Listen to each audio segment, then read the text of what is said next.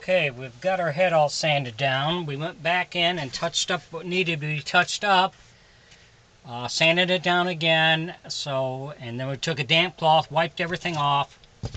So now we're ready to put our base coat of paint on it.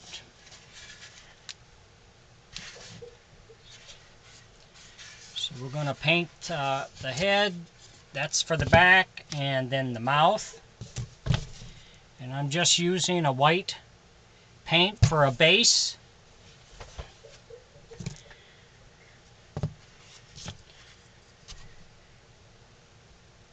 So I always start from the eyes out.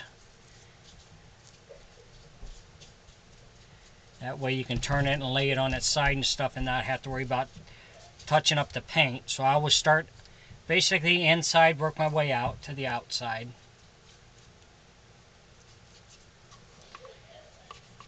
If you enjoy my videos, please like and subscribe on my YouTube page. I'd appreciate it.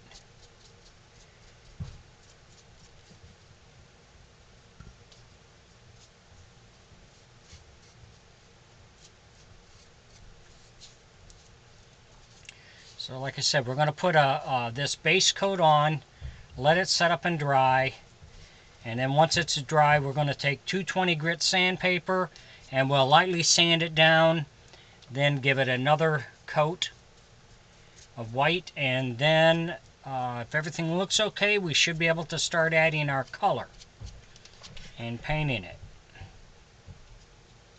But I always use white for a base. You can use gray if you want.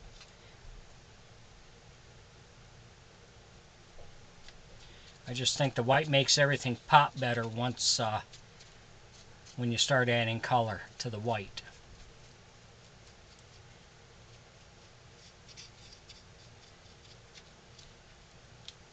So we'll continue on with this, and when we get it done, we'll move on to the next step.